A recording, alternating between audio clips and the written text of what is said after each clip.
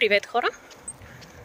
Започвам седмичния влог по път. Отивам в момента на лазерна епилация. Точно след 5 минути трябва да съм в салона и съм точно на 4 минути разстояние, така че тайминг топ. Включвам се след процедурата по-скоро отколкото очаквах, тъй като отложихме подбедриците за следващата седмица.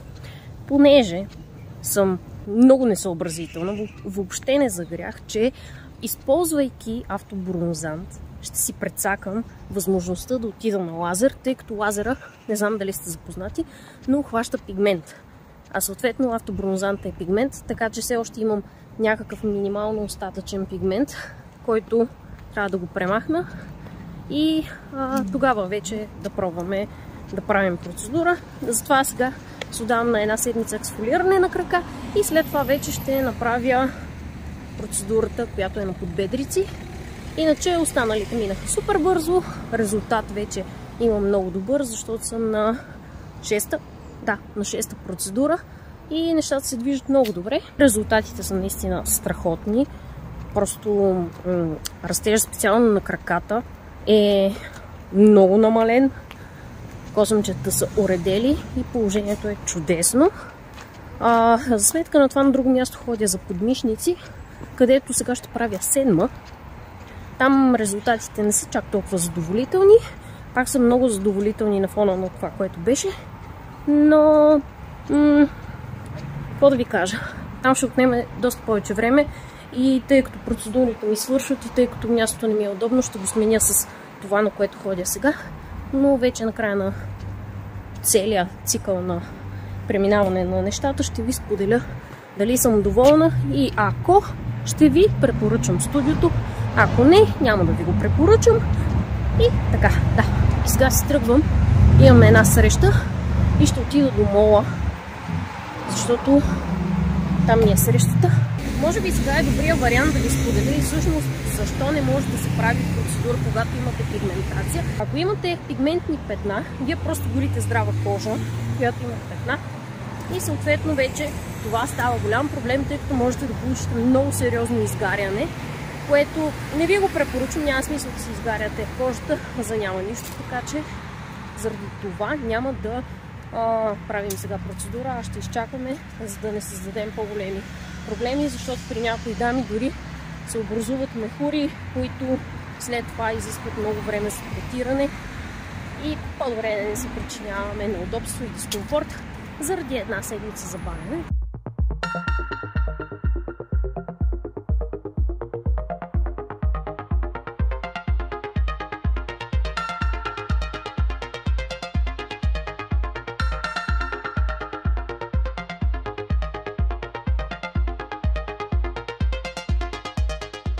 Преди да се прибера, минах на един бърз шопинг през DM и H&M и ще ви покажа по-късно какво всъщност взех. Включвам се от вечерта, за да ви покажа какво си взех по-рано днес от мола.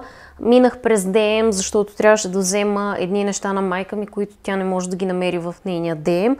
И минах през H&M, като идеята ми беше да отида и да погледна за някакви по-стандартни, обикновени блузки, които да нося сега в преходния сезон, есента към зимата, които да са малко по-тънки. Такива полублузи, две. Имам подобни от миналата или от по-миналата година, не съм много сигурна от коя от двете. Мисля, че от по-миналата година имам такива две, които са черна и тъмносиня и ги спуквам от носене. Буквално ги спуквам от носене, защото са ми супер удобни.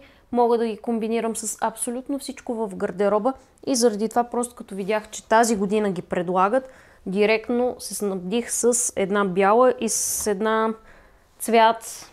Не мога да ви кажа как се води този цвят. Oatmeal мисля, че се води стандартно, не съм много сигурна, но си взех и една жилетка в същия цвят. По-интересното може би са нещата от DM. Взех ето този шампуан и балсам от професионалната серия на Балея за коса, като тези са за блясък и за плътност на тънка и финна коса. Взе ги за майка ми, тъй като тя ги търсеше, но не можеше да ги намери в нейния DM. И сега ще ги тествам даже и аз, тъй като днес съм с сух шампуан и косата ми вече изглежда ужасно. Сухия ми шампуан също е от серията на DM като той е адски пръшлив. Адски пръшлив, оставя супер много бели следи, справя се много добре, но трябва да отделите много време, за да го втриете хубаво в скалпа и да успеете да го попиете, може би с кърпа, защото в противен случай ще ви остави много бели следи. Взел съм за нея ето този, който е от професионалната серия Plex Care, като това е балсам за третирана коса, за увредена и третирана коса. Би трябвало тази серия да е DM версията на Olaplex. Дали ще бъде така, ще видим. Те накарам да го тествам може би 2-3 седмици така плътно, за да видим има ли резултат и да мога да ви дам все пак така някакво мнение. Последното по-интересно нещо от DM може би е ето това олио за тяло на Florais, като в случая аз съм си взела това, което е с сладка ванилия. Преди това съм използвала олиото, което е с папая. За тези олия мога да ви кажа, че са страхотни. Това е най-добрият продукт за хидратация на кожата на тялото, защото впиват страшно бързо в кожата и успяват да възстановят баланса и хидратацията на кожата, тъй като аз лично страдам от много суха кожа на краката. В по-студените сезони е нещо страшно и това е олиото, което успява да ме спаси. Вече съм изхарчила една такава опаковка. Ревю има в блога, ревю мисля, че има и в може би някое видео с празни опаковки, не съм сигурна. Ако е така, ще ви оставя ето тук горе или ето тук отстрани или долу всъщност в описанието ще ви оставя линк, за да видите. Но това, което мога да кажа за олиото е, че впива наистина много бързо в кожата и не оставя абсолютно никакви мазни следи. Можете директно да се облечете. Так му Алекс се прибра и ще седнем да вечеряме. Може би ще погледаме малко телевизия или не знам, някой филм, Netflix, нещо ще погледаме. И след това си лягаме, за да се подготвим за утре, защото за утре не знам какво ще правим.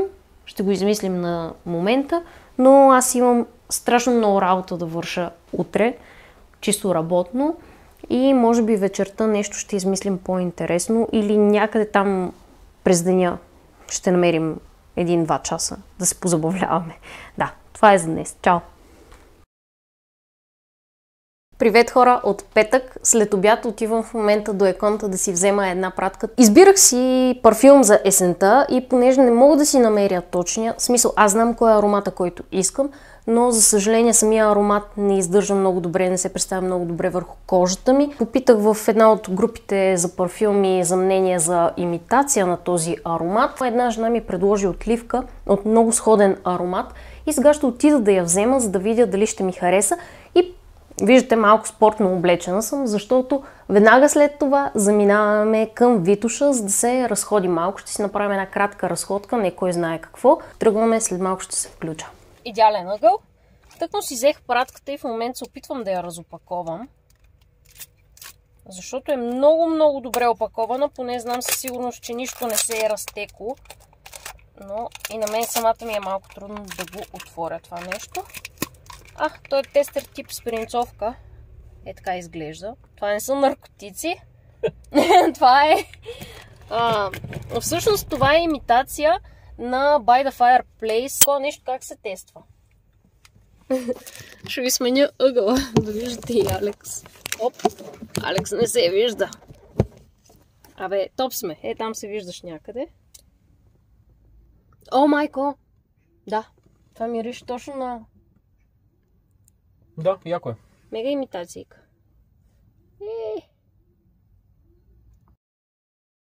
О, леле. Обаче има нещо като на коняк, на нещо тежко има в аромат.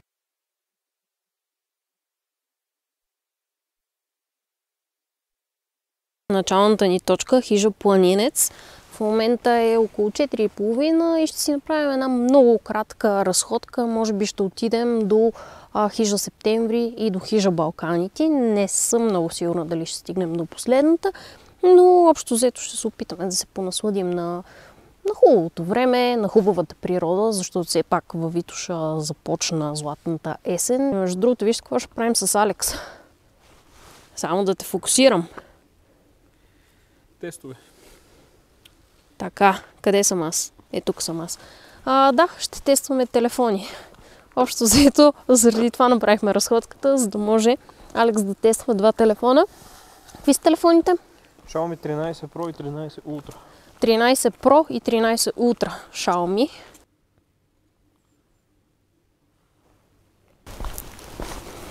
Така ли е изкачването навсякъде? През целия път. Защото Алекс ми обеща лека разходка, тъй като все още не се чувствам на 100% в форма за подобен тип хайк, какъвто е този бъйр нагоре. Но трябва да ви покажа природата, просто е уникална. Ако не сте идвали в тази част на Витоша, защото аз не съм идвала, още първите 20 крачки и вече ще бъдете супер впечатлени от гледките и от самата гора, защото гората е наистина страхотна. Ама наистина страхотна. Малкото парфюм, който успях да си пръсна на ръката, в момента толкова добре се вписва с гората и с уханието на гора, че направо създава някакво супер есенното настроение.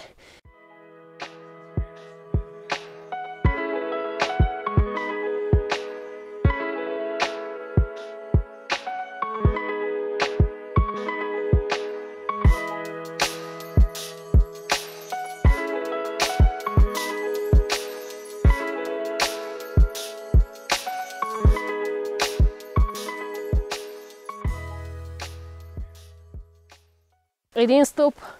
Надявам се по пътя да няма втори стълб, за да знаем как да се върнем. В противен случай трябва да идем до копитото и от копитото да хванем пътеката, която е за хижа Планинец. Или от копитото просто да слезем долу в града и някой ден да се върнем за колата.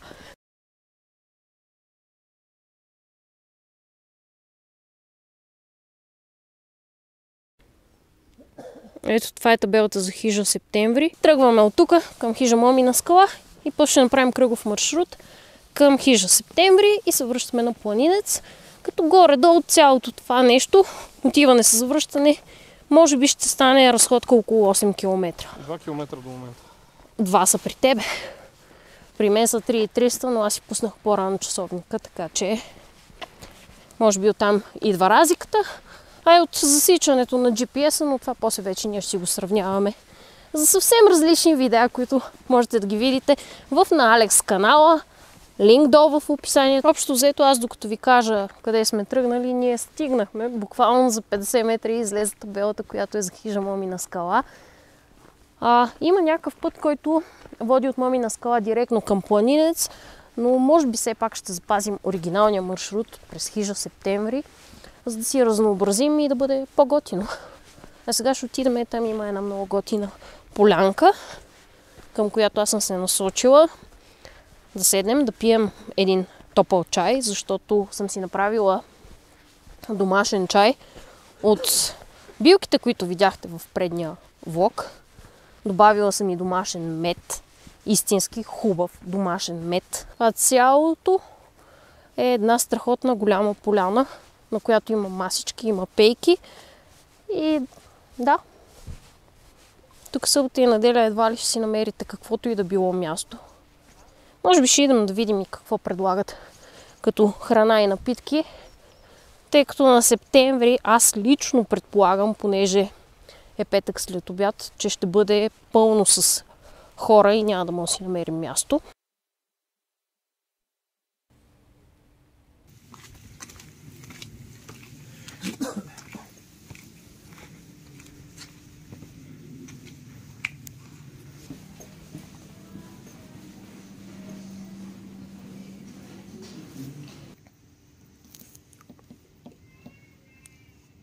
Ще се наградим с по една гъвена супичка с хлебче и лютичко.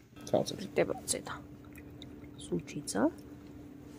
Да възвърнем хидробаланса.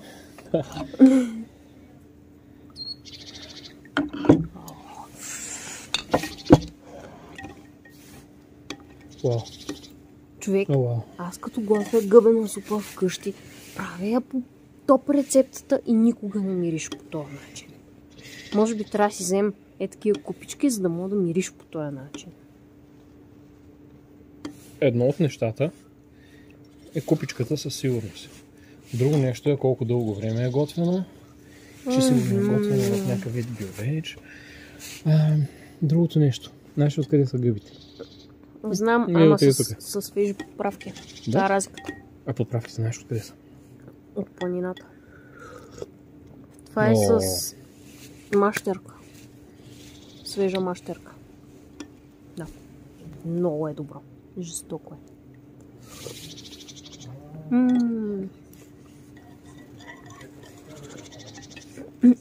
Това определено ми заменя крейвинга за фалшивото шкембе на Черни връх. Това е брутално. На заслон Черни връх, защото там фалшивото шкембе е 11 от 10. За хората, които обичат шкембе чорба, трябва да пробват това, което е на заслона на Черни връх.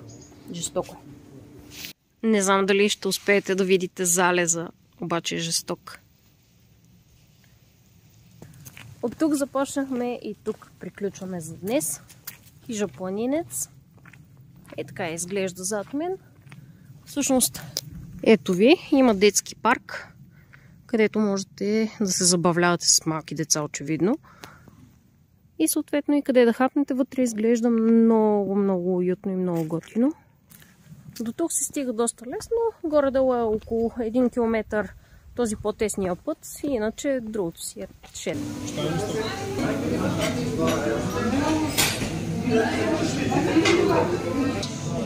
Трюфел? Привет, хора от Църногорския манастир. Ето тук зад мен се намира до село Гигинци. Аз за първи път идвам така по-сериозно в Пернишкия район, тъй като тази част е повече към Пернишко. Всъщност се намира в община Брезник, както и да е. Не съм се разкарвала кой знае колко много в тази част на България и ми е доста интересно насам, тъй като така има много, много, много малки планинки, които създават невероятни пейзажи. Вече сме идвали насам един път към екопътеката Поглед към 9 планини, която взе ни душичките, буквално ни взе душичките, но беше просто гледката толкова много си заслужаваше всичките усилия и цялото това катерене. Видео може да видите, между другото, долу в описанието ще ви оставя линк. Всъщност видеото е какво ям през деня или нещо такова, мисля, че беше. Там има част, в която е включена тази екопътека и е наистина страхотно. Определено си заслужава. Но сега решихме да е нещо, което няма да ни отнеме кой знае колко много усилия да катерим някакви пътеки, планини и баири, а по-скоро така градски туризъм, да го наречем, нали? Защото то си е градски туризъм, ако мога да стигнеш до някакво място с колата. И това направихме. Сега сме тук и влизаме навътре, пък после ще се включа с повече приказки. Целият път е с 10% наклон, така че ако сте решили да спрете в село Гигинци и да идвате насам пеша, имайте предвид, че ще катерите доста сериозни баири. Заради това ви съветвам по-скоро елате директно тук. Има достатъчно голям и широк паркинг, на който можете да паркирате. Отгоре има и хан, който в момента мисля, че не работи, но предполагам, че в почивните дни ще има със сигурност храна, тъй като потока от хора ще бъде доста по-сериозен.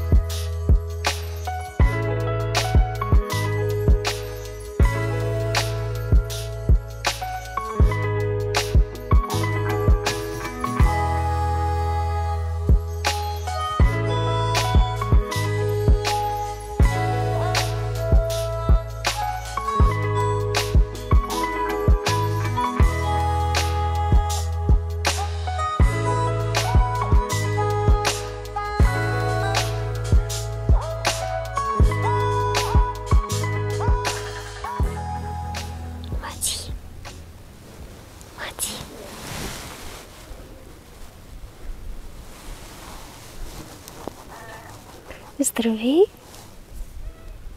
Здравей! Може ли да те пипна? Пс, пс, пс, пс.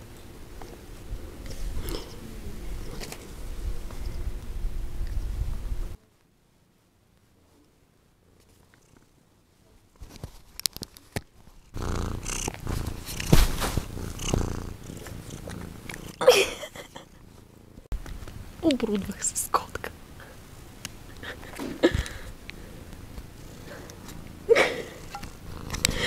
Тази котка сама се настани тук.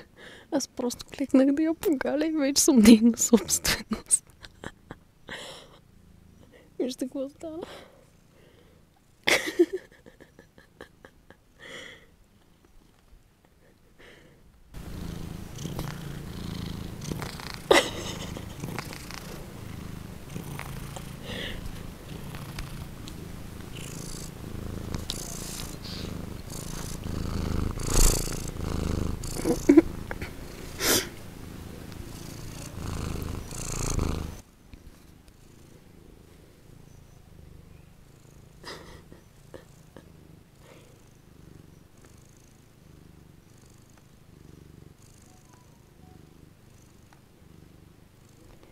Проблема е, че почват вече да ме болят краката, защото съм клекнала.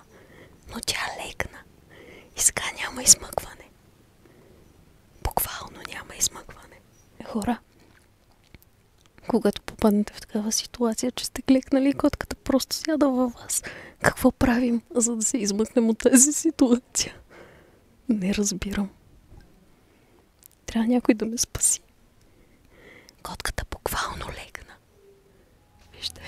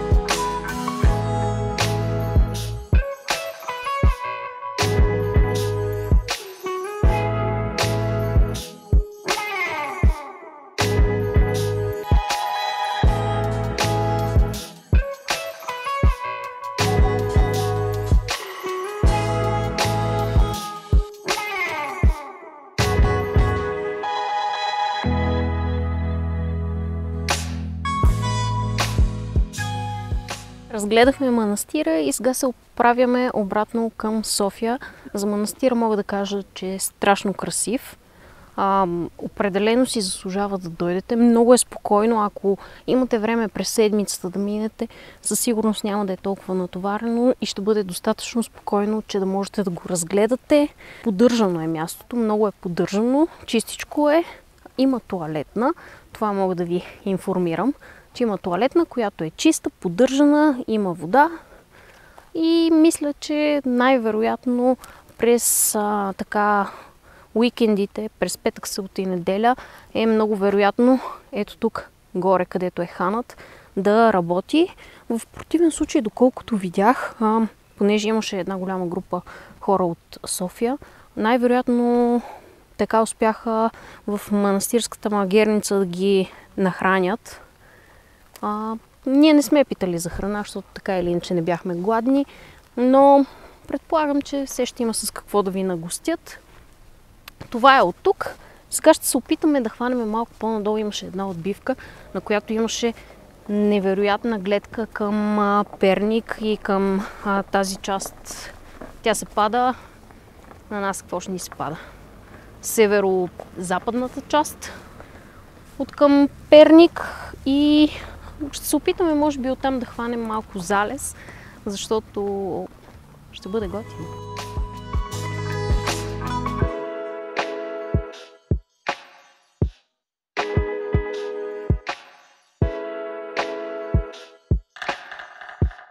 Включвам се за да завърша това видео, тъй като смятам в момента да започна да снимам следващия седмичен влог.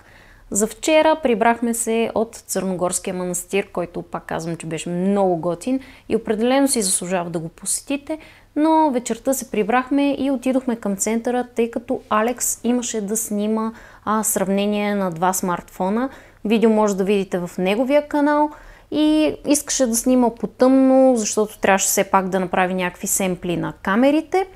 Това беше вчера, минахме след това да вечеряме в любимата ни пицария Франкус и общо взето това беше, нямаше нищо кой знае какво и сега смятам да приключа влога. Надявам се, че видеото ви е било интересно и полезно, научили сте нещо ново, видяли сте нещо красиво. Ако е така, палец нагоре, абонирайте се за канала, споделете видеото с ваши приятели и ще се видим в следващото видео. А сега там продължавам да си опаковам багажа, защото заминавам.